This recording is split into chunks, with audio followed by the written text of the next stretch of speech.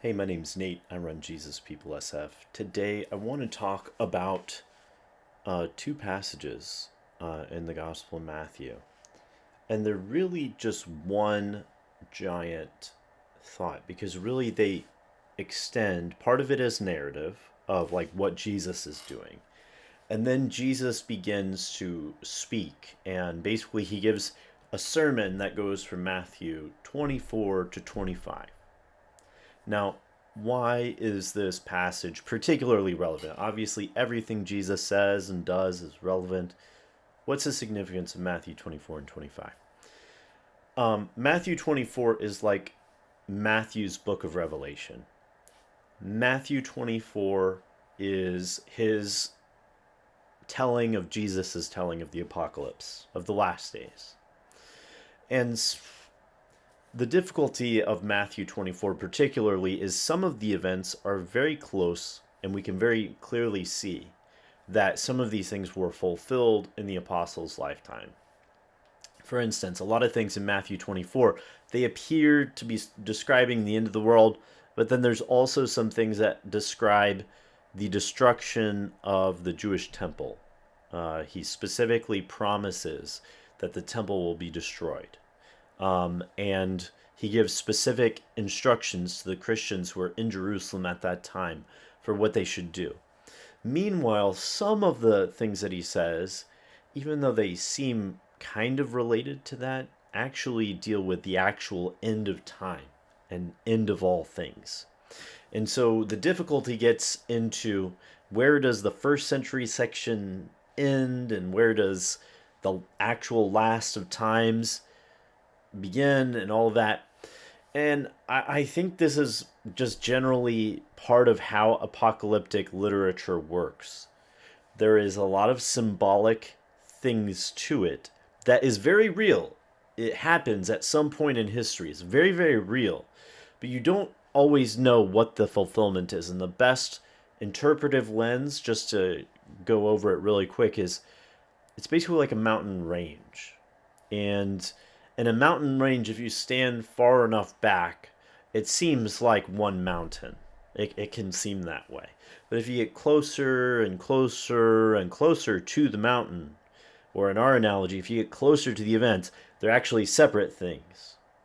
So if you're in the apostles' days, you would probably think all of it had to do with the here and the now, right here, right now, as 70 AD was rolling around.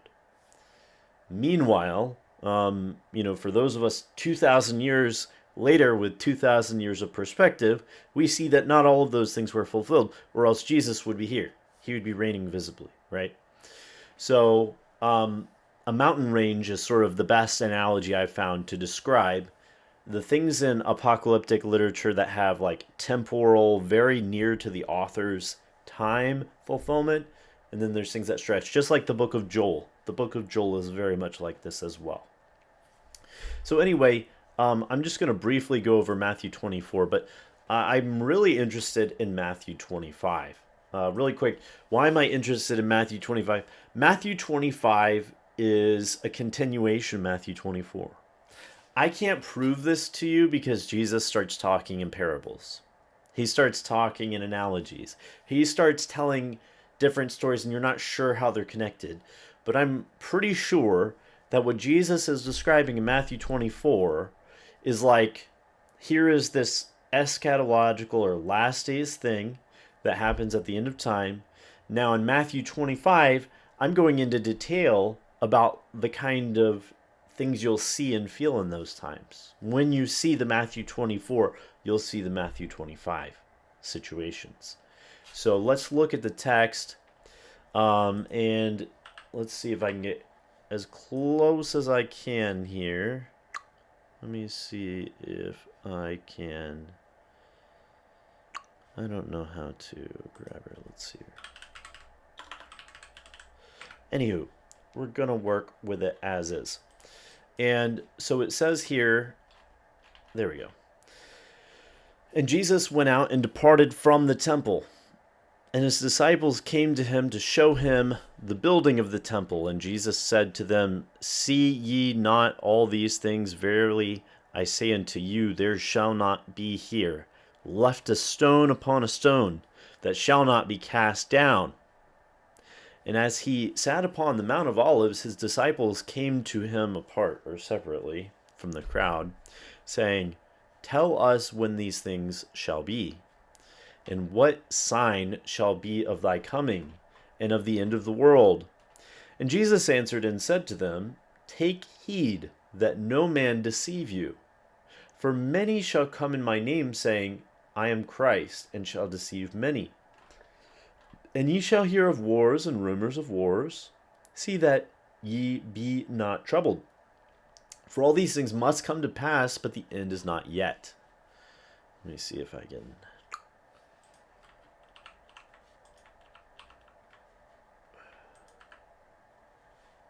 Here we go. For nation shall rise against nation, and realm against realm. And there shall be pestilence and famine and earthquakes in diverse places. And these are but the beginning of the sorrows. Then shall they deliver you up to be afflicted, and shall kill you. And ye shall be hated of all nations for my name's sake. Then shall many be offended, and shall betray one another, and shall hate one another, and many false prophets shall arise and deceive many. And because iniquity shall be increased, the love of many shall be cold. Can you not perceive that that is quite in the midst of being fulfilled?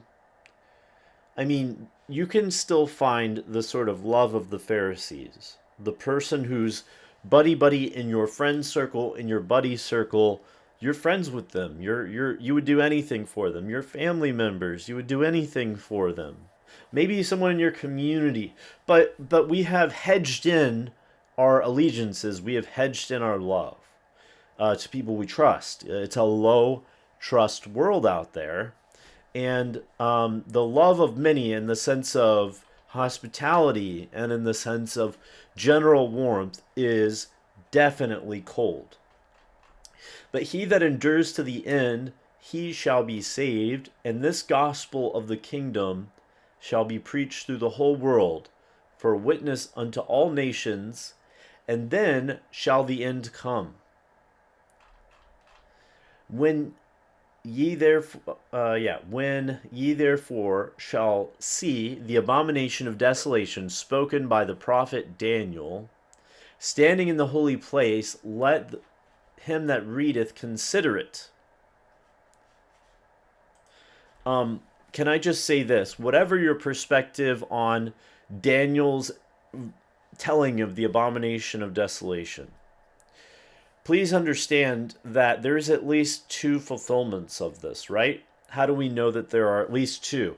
And what's another way of saying this? This is sort of a typological fulfillment. It's a type. It's a type of things that happens.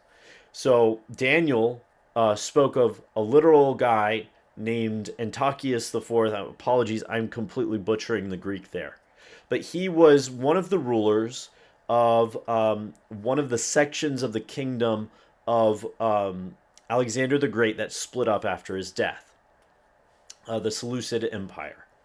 And this guy conquered most of Judah except for little sections that the Maccabees, running around doing raids, were able to take control of. And so this guy literally defiled the temple with an idol, and this is a very literal, very real fulfillment of what Daniel said. And yet, here we have Jesus saying the following. When you therefore shall see the abomination of desolation spoken of by Daniel the prophet standing in the holy place, let him that readeth consider it. And I think a better interpretation of abomination of desolation is whatever God considers the temple at the present, if the devil instead sets up his power or idea of power in that place, that's an abomination of desolation. So in the days of the Jews in the first century, you could very clearly see the temple, God's presence departing slowly, and the days leading up to Christ's crucifixion, there are different signs. And then Josephus says in his history, who was a Jew to his death, He says that miracles stopped happening at the temple after the Christ was crucified. And he also describes in detail, by the way, this iteration of Antiochus in his Jewish history, I believe. Anyway, let's just get to the point where if you see this, the author of the Gospel of Matthew says, "Let him that readeth consider it." So it's probably going to be a typological, probably not super easy to understand surface level thing. This is for you who take the time to read the Gospel of Matthew and you're very concerned to apply its teaching. You're not breezing over it. You're not doing it to increase people's love of you in the world. You actually want to follow it.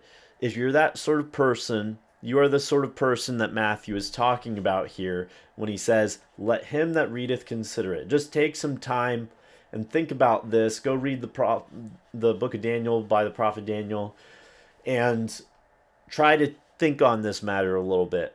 I have my own view. I'm not even going to bother telling you what that view is because if you don't know at this point, it's a little late. But nevertheless, then let them which is in Judea flee into the mountains. Let him which is on the housetop not come down to fetch anything out of his house. And he that is in the field, let him not return back to fetch his clothes. And woe shall be to them which are with children, and to them which give suck in those days. In other words, those who are pregnant or who have an infant. But pray that your flight may not be in winter, neither on the Sabbath day. For then shall be great tribulation, such as was not from the beginning of the world to this time, nor shall be. And except those days should be shortened, there should be no flesh saved. But for the elect's sake, those days shall be shortened. Then if any shall say unto you, Lo, here is the Christ, or there, believe it not. For there shall arise false Christs and false prophets, and shall show great signs and wonders, so that if it were possible, they should deceive the very elect. Behold, I've told you before, wherefore if they say to you, Behold, he's in the desert, go not forth. Behold, he's in the secret places, believe it not. For as the lightning cometh out of the east and shineth into the west, so shall also the coming of the Son of Man be. For wheresoever a dead carcass is, for wheresoever a dead carcass is,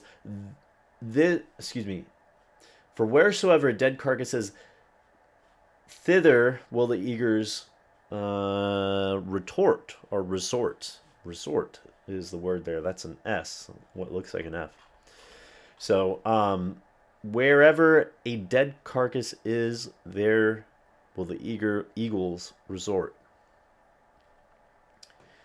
And immediately after the tribulations of those days shall the sun be darkened, and the moon shall not give her light. By the way, my pet theory about this, wheresoever a dead carcass is, there will the eagles resort.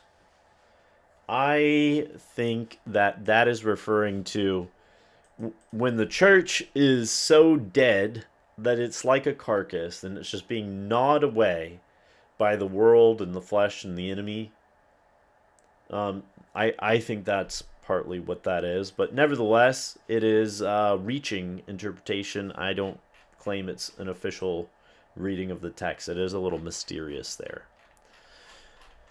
And let's see here, scrolling back up to the top here. And then and the stars shall fall from heaven, and the powers of heaven shall be shaken. And then shall appear the sign of the Son of Man in heaven. Then shall all the kindred of the earth mourn. This is something that Revelation repeats. All the kindreds of the earth mourn, and they shall see the Son of Man coming in the cloud, or in the clouds of heaven, with power and great glory. And he shall send his angels with a great sound of a trumpet, and they shall gather together his elect from the four winds, from one end of heaven unto the other. Now learn the parable of the fig tree. When her bough is yet tender, it bringeth forth leaves. Ye know the summer is near. So likewise, ye, when ye see all these things, know that the kingdom of God is near, even at the doors. Verily I say unto you, this generation shall not pass till all these things be done. Heaven and earth shall pass away, but my words shall not pass away. But of that day and that hour knoweth no man, no, not the angels of heaven, but my Father only. But as the days of Noah were, so likewise shall the coming of the Son of Man be. For as in the days before the flood, they did eat and drink, marry and give in marriage unto that day that Noah entered into the ark, and knew nothing till the flood came and took them all away. So shall also the coming of the Son of Man be. The two shall be in the fields, the one received, the other refused. Two women shall be grinding at the mill, one received, the other shall be refused. Wait therefore, for you know not what hour your master will come. But of this be sure. Okay, let's just be clear here. It's kind of hard to interpret a lot of this stuff. As it gets closer and closer to your lived experience, it will probably come to mind if you're someone who actually cares about obeying. But this is something that Jesus actually tells you to be sure of. This is something that shouldn't be that hard to interpret. But of this be sure, that if the good man of the house knew at what watch the thief would come, he would surely watch, and not suffer his house to be digged through. Therefore be ye also ready, for in the hour that ye think not will the Son of Man come. Who then is the faithful servant and wise, whom his master has made ruler over his household, to give the meat in season? Blessed is that servant whom his master, when he cometh, shall find so doing. Verily I say unto you, he shall make him ruler over all his goods. But if that evil servant shall say in his heart, my master my master doth defer his coming, and begins to smite his fellows, and to eat and to drink with the drunken, that servant's master will come in a day when he looketh not for him, in an hour that he is not aware of, and will cut him off, and give his portion with hypocrites. There shall be weeping and gnashing of teeth. All right, here's chapter 25. Okay, so Jesus has given kind of like an apocalyptic narrative.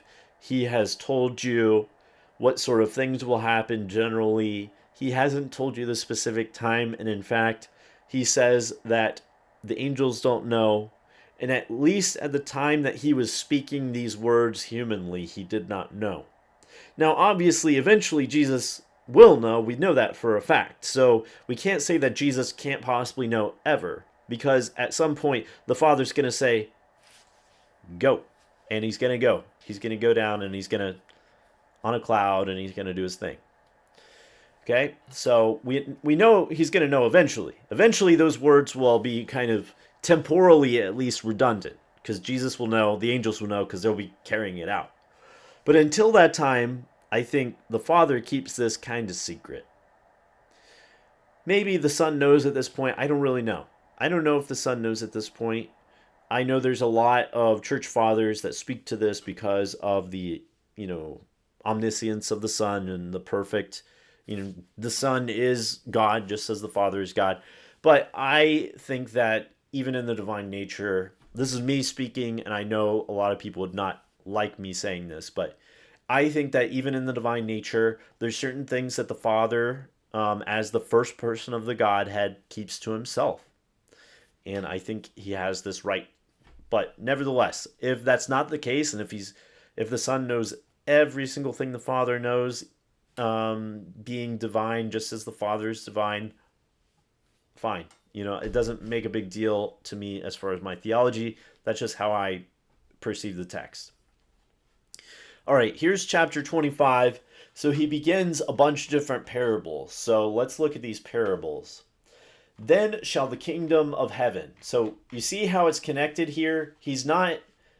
This isn't some separate idea. This isn't some separate thought section. This is flowing because he says, look, all this like end time stuff happens in Matthew 24.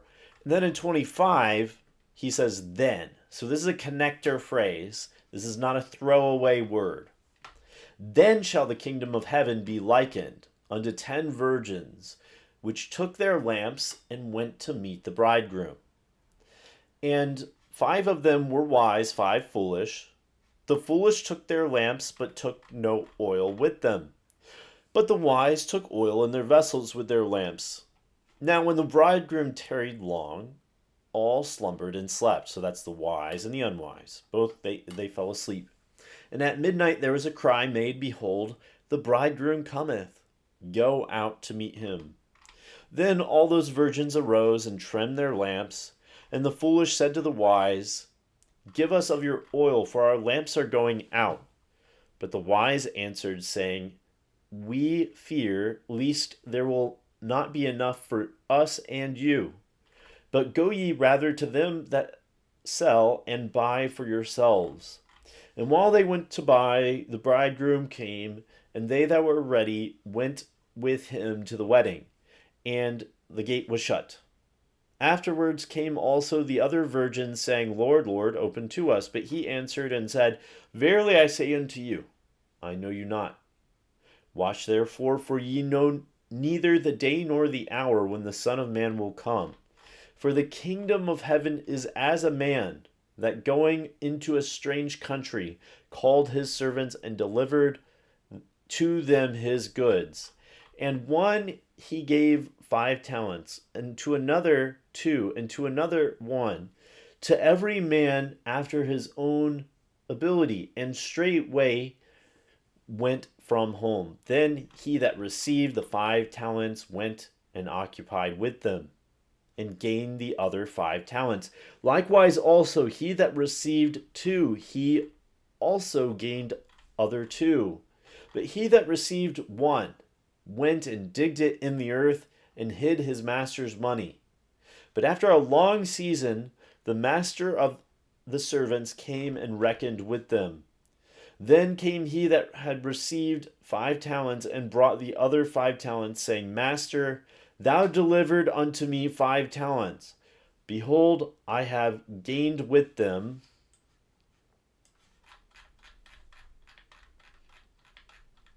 5 other talents. Other 5 talents. Then his master said unto him, It is well done. It is well done, good servant and faithful. Thou hast been faithful in a little, I will make thee ruler over much. Enter into thy master's joy. Also he that had received 2 talents came and said, Master, thou deliveredst unto me 2 talents.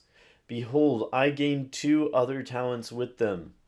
His master said unto them, It is well done, good servant and faithful. Thou hast been faithful in a little, I will make thee ruler over much. Enter into thy master's joy.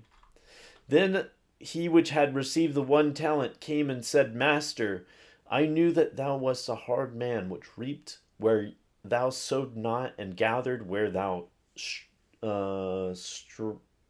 what is this word? Strawed not. I guess that's strawed. I think that strawed's not. Huh. Anyway, I was therefore afraid, and went and hid thy talent in the earth. Behold, thou hast thine own. And his master answered and said unto him, Thou evil servant and slothful, thou knewest that I reap where I sowed not, and gathered where I strawed not.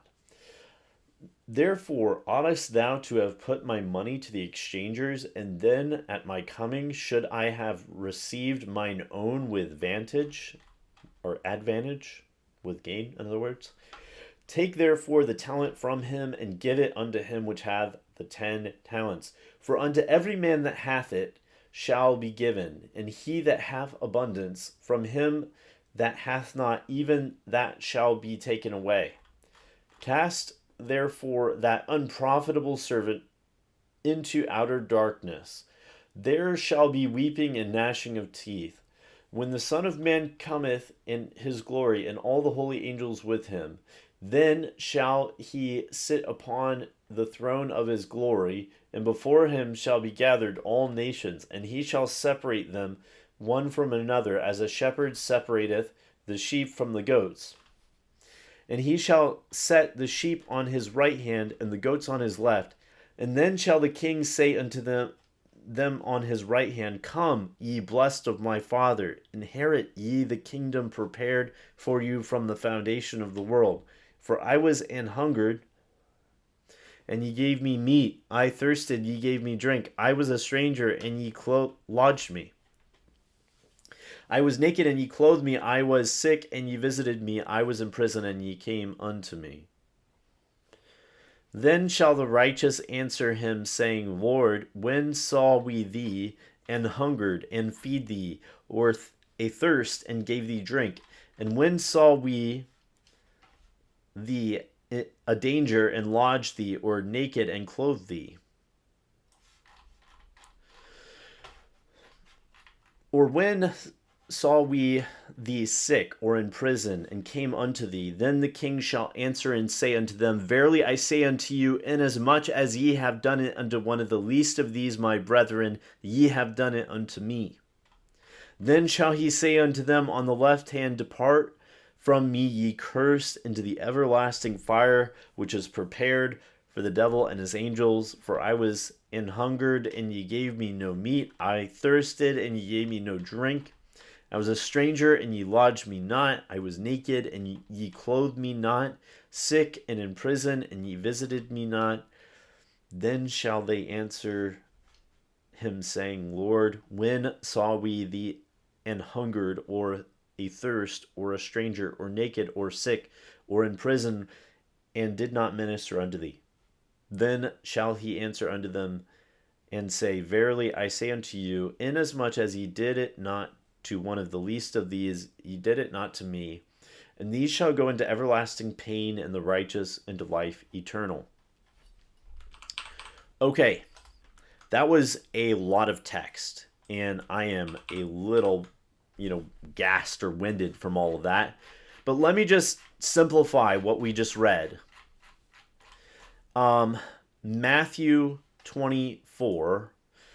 Matthew 24 is the narrative of the end, and in Matthew 25, Jesus gets into the sort of kind of moment by moment circumstances that will happen to people in the last days.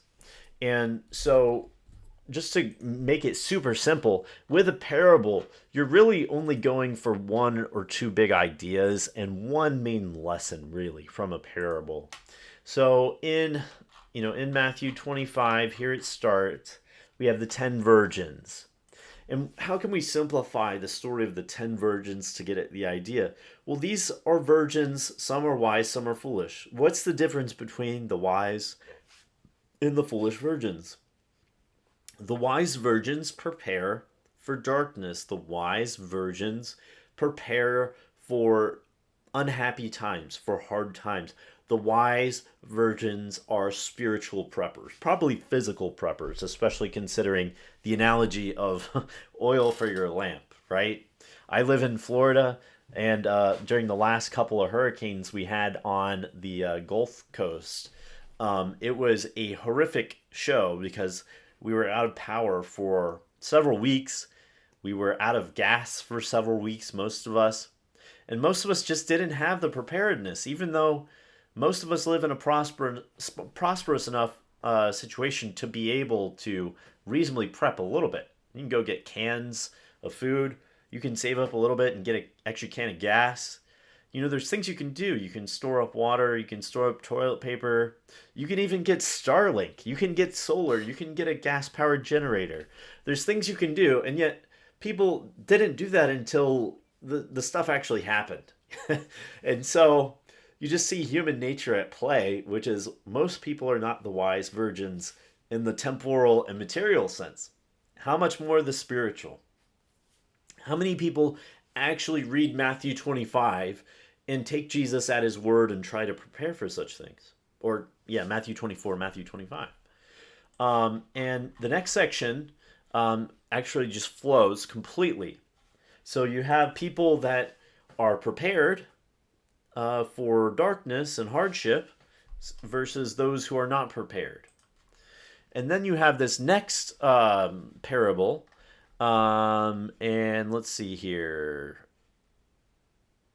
And then you have these servants. They're each given a portion of money according to their ability.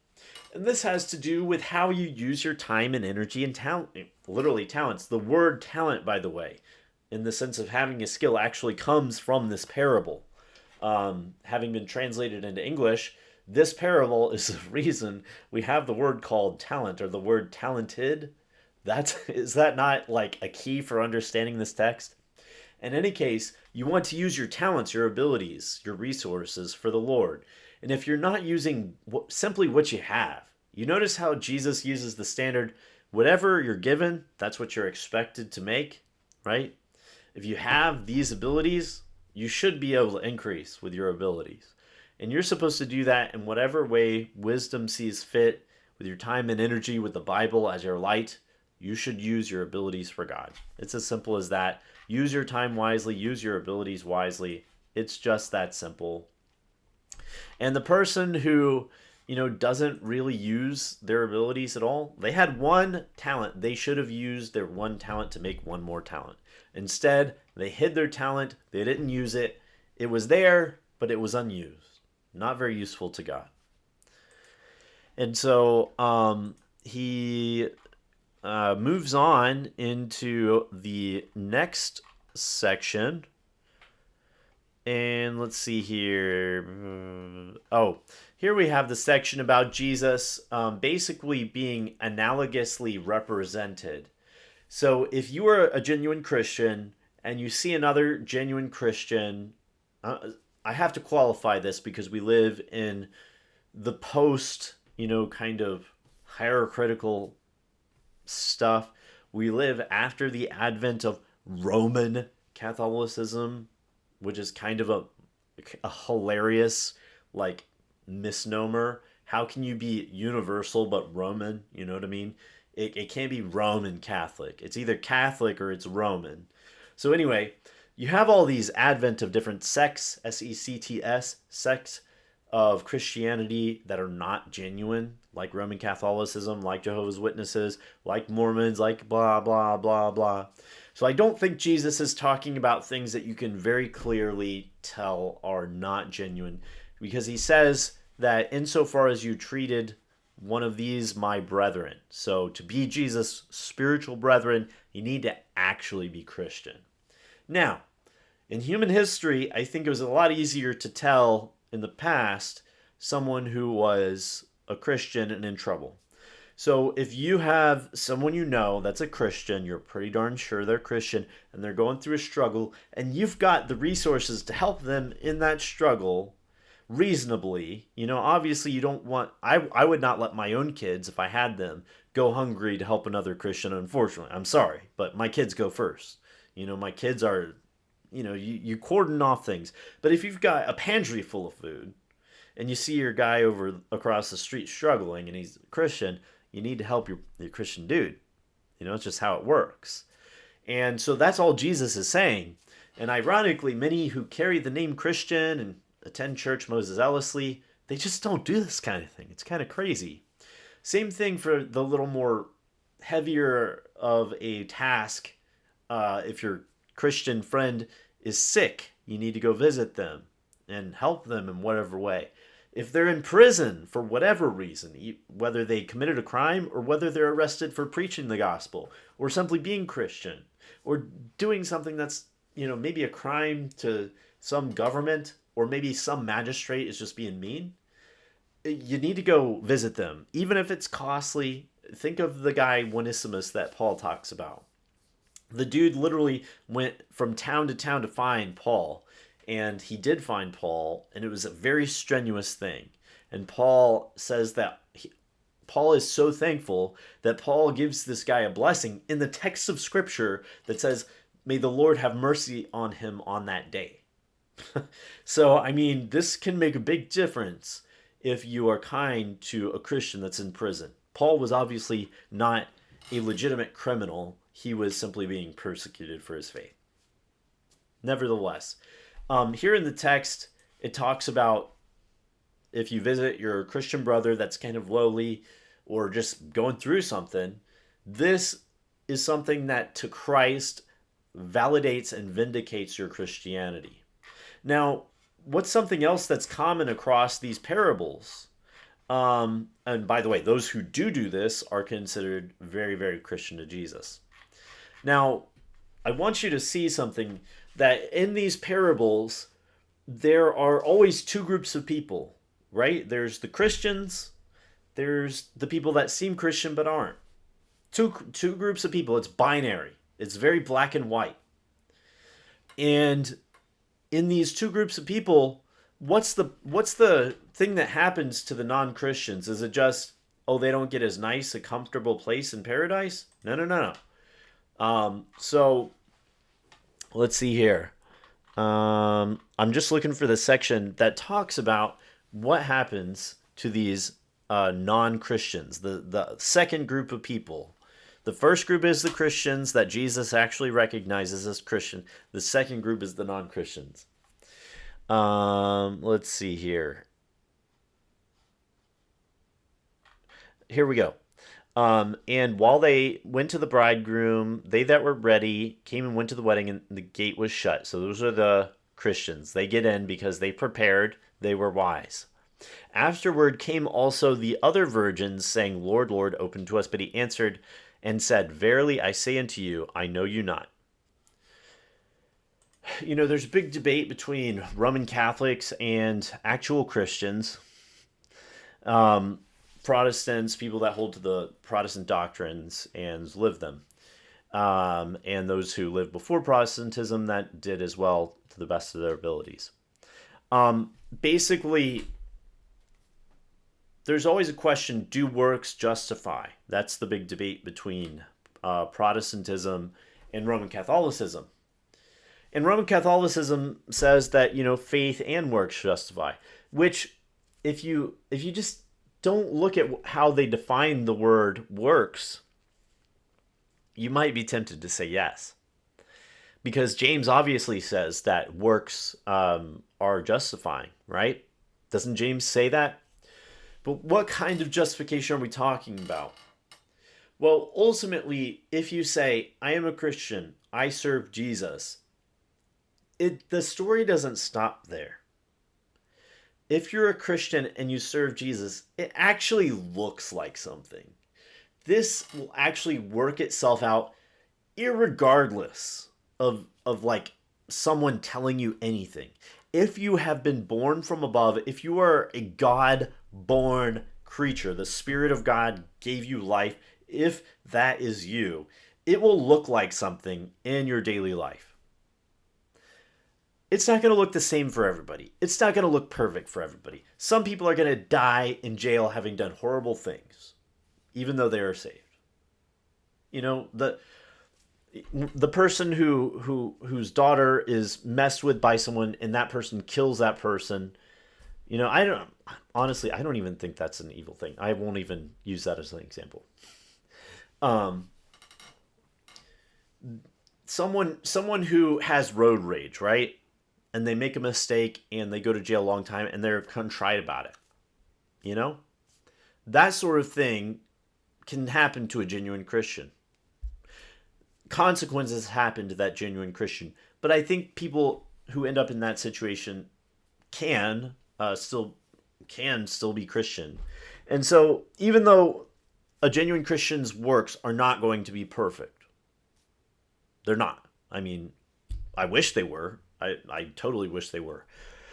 But the beautiful thing is that whatever the genuine Christian is, it will work itself out. As Jesus says, you shall know them by their fruit. It's going to be there. It's just gonna be. You know, Jesus says you can't have bad fruit from a good tree. You can't have good fruit from a bad tree. It's just not how Christianity works at the very foundation, at the ontological level. So, because that's the case, you see all these parables. It's action based. The difference between the Christian and the non-Christian is action based. But if you just try to like copycat what the genuine Christian does here, like in some kind of like copy paste type deal, you're not going to get there. Because it starts with the foundation of faith. You just got to believe that Christ is a justifying God.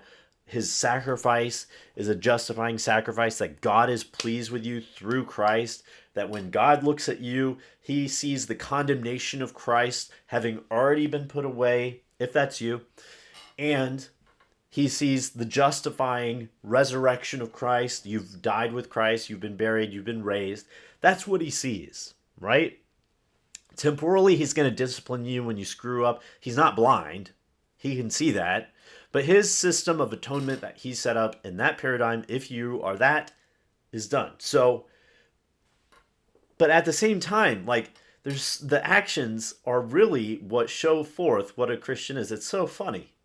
Even though faith, not by works that any can boast, but still the works are there if you're a Christian. It's just an amazing kind of paradigm. And I guess I can just, for the sake of the argument, say I can see how Roman Catholics would be tripped up on that. We don't want to say that someone who is living off like complete sinful life and is just destitute of any good work is a Christian. But the Bible has categories for that. It has an answer for that. And it's just so funny. The person who genuinely believes in Christ by faith, it's just going to show. It's going to work itself out in time and space. So anyway, that's what I wanted to talk about today. I wanted to talk about Matthew 24 and 25. I hope it was entertaining hearing the Bible read today in the Geneva Bible version. It is the first English complete Bible that was translated from the Greek and Hebrew directly. There were other English versions before then, but it was mostly translated from the Latin Vulgate, such as John Wycliffe's version in the 1400s, maybe 1300s. There were plenty of other English translations, but generally it was very hard to find the Bible in your mother tongue, especially not like a copy of a copy, like the Vulgate to English, as Wycliffe's edition was. That was the best he had. So anyway, hope this was fun. Hope this was helpful. Have a great rest of your day. Bye.